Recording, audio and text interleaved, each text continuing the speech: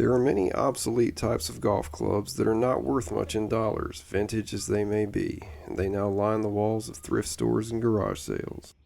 A golf club's grooves are designed to remain sharp and intact despite repeated impact with the ground. It's this quality that first inspired me to forge strong and durable knives from these objects which had seemingly lost their purpose.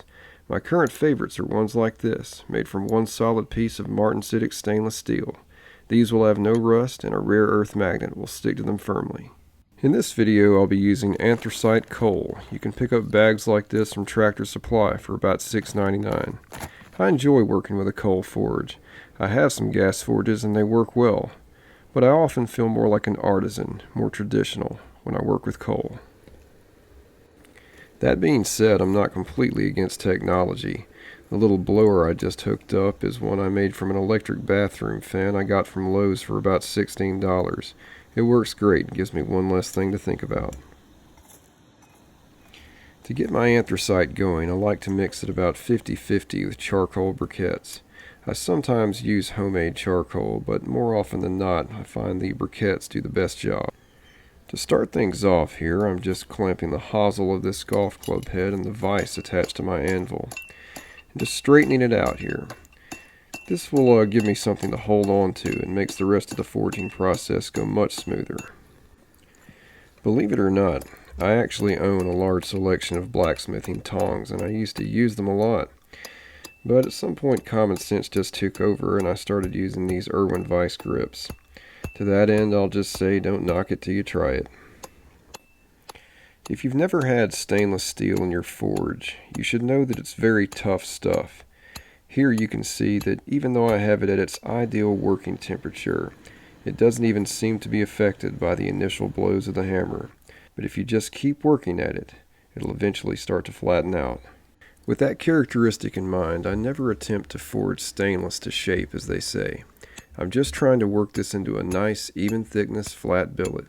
To attempt to do more at my current skill level would risk overheating and overworking this metal. Later, we'll use other means to bring out the shape of our knife without taking any such risk.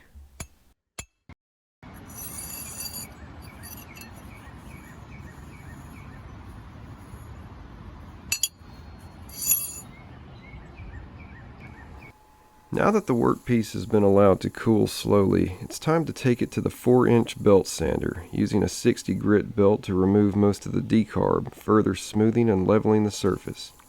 This will aid in the next step of precisely laying out the shape of the blade. It's important to cool the workpiece in water frequently here. That helps the sander work more efficiently, as well as protecting your hands from heat. Not to mention, if you use a magnetic holding tool like I am here, allowing the metal to overheat would ruin the magnet.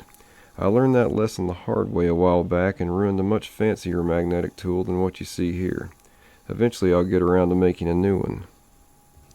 You can see I also use the sander to go ahead and square up the outer perimeter a bit. If left slanted or uneven, it could be misleading when laying out the blade in the next step.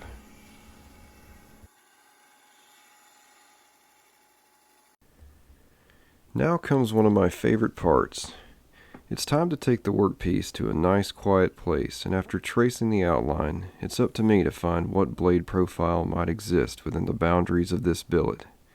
Here I must balance creativity with sensibility, taking care to choose and position my blade profile in a way that makes best use of the metal I have, while avoiding deep flaws or variations in thickness that may still exist.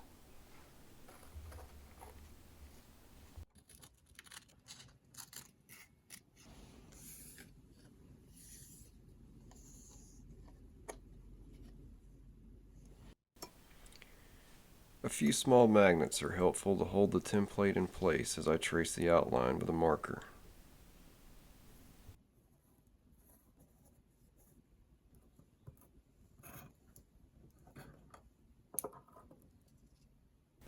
Now that we have the outline of the blade, it's time to cut out the shape with an angle grinder using a .04 cutoff wheel.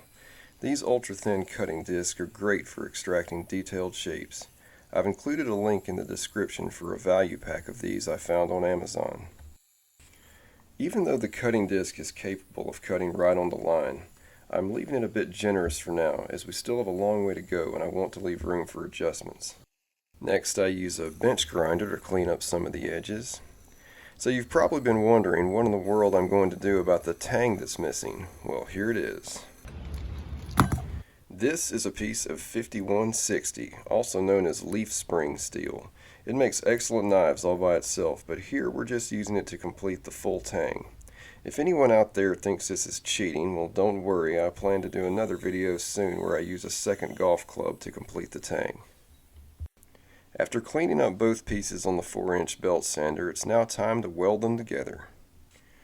I've already annealed this piece of 5160 by heating it up red hot and allowing it to cool slowly, just like our golf club. To make extra certain the joint is welded through and through, I perform the weld on both sides, grind it smooth and flush on the bench grinder, then repeat this process a total of 3 times. If you don't have the setup or know-how for welding, I want you to know there are other options for making a good golf club knife. I'll be posting other videos soon that show you how to make one using just the golf club with a concealed tang design, no welding involved. Bella's not too impressed with the knife yet, but maybe she will be by the time it's all done. Now that our tang is nicely welded on, it's time to retrace the outline, then finish cutting it out with the angle grinder. Here again, you have to really resist the urge to get too close to those marker lines with the cutting disc, because one false move and you could suddenly find yourself improvising an entirely new profile. You just have to maintain an awareness that the upcoming steps involve the removal of a lot more material, from additional belt sander time to file work to removing decarbonization post-heat treatment. These give you a lot of reasons to refrain from getting too aggressive here. Now we're just going back to the bench grinder and cleaning up that edge again.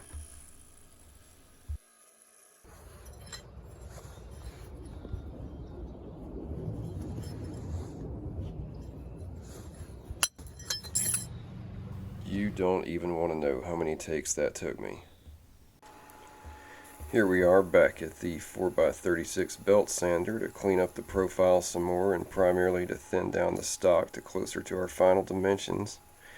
I really want you to be aware that even though I'm sparing you most of the belt sander footage, standing at this belt sander removing stock is definitely the most monotonous and time-consuming part of this project. Unless you've got access to a $2,000 metal planer, it's just something you have to put up with. Now it's time to take a few measurements and make some reference marks to guide me in what will ultimately be the primary and false bevels of our knife. Here I want to mention and demonstrate that when you're working with an initially oddly shaped workpiece such as this, despite all effort to grind to a uniform thickness, you may end up with some gradual variations, which is perfectly permissible if dealt with properly. In this case, we have a belly slightly wider than the spine, as well as a gradual thickening as you move from point to tang, but again, it's no problem for a few tricks of the trade. This is Dykem layout fluid, one of a knife maker's best friends. To start, I'm going to put some on the belly and the spine. Don't be afraid to put it on thick. It dries quickly, removes easily with acetone, and the thicker it is, the better the center lines we're about to scribe will stand out. So the average thickness along the spine currently is 0.14 inches, which is the decimal equivalent of 9/64.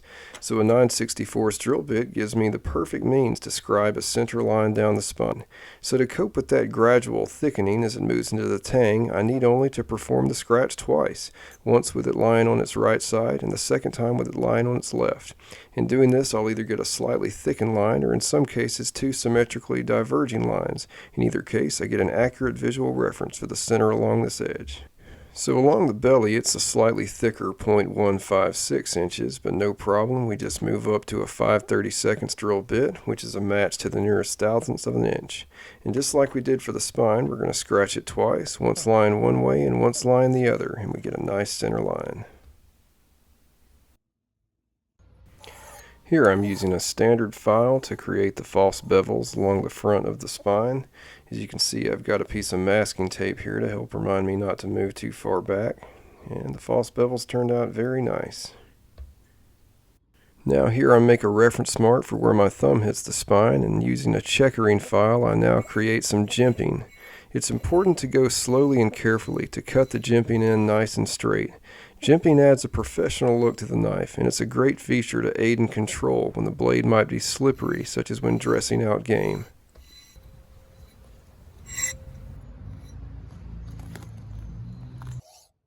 Now going back to my standard file, I begin to work on the belly of the knife and what will ultimately be the primary bevel. This just helps get things started off at the right angles before proceeding to the belt sander. Welcome to the 1x30 inch belt sander. It's always an exciting moment when it's time to turn this machine on. It feels like I'm finally getting somewhere near the finish line. Here I'm using an 80 grit belt to begin shaping the primary bevels. You may notice I've painted more layout fluid on the sides of the knife. This helps give me immediate feedback as to what part of the blade is contacting the belt. You'll notice I use a variety of techniques here, sometimes belly up, sometimes belly down. There are a lot of folks out there who are very anti-belly up. I for one say use what works for you. If you're not breaking belts and you're getting good results, then you're all good. So as we continue to work on this bevel, we want to keep a frequent watch on the line that we scribed earlier using the drill bit. And you can see so far we've done a good job of removing an equal amount of material from each side at a consistent angle. But at what point do we stop? Well, a good rule of thumb is that a nickel, being about 0.074 inches, is the perfect thickness to bring the apex to avoid warping during heat treating and quenching. And by the looks of this apex, we've reached that point.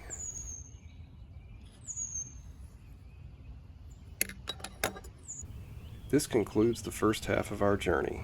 I want to thank you for watching and invite you to click on my channel for part 2, the conclusion of making a knife from a golf club. Next time on Stagger Lee's Man Cave. Can you really make a good knife from a golf club, or is it just going to be another fancy letter opener? Find out in part 2, only in Stagger Lee's Man Cave.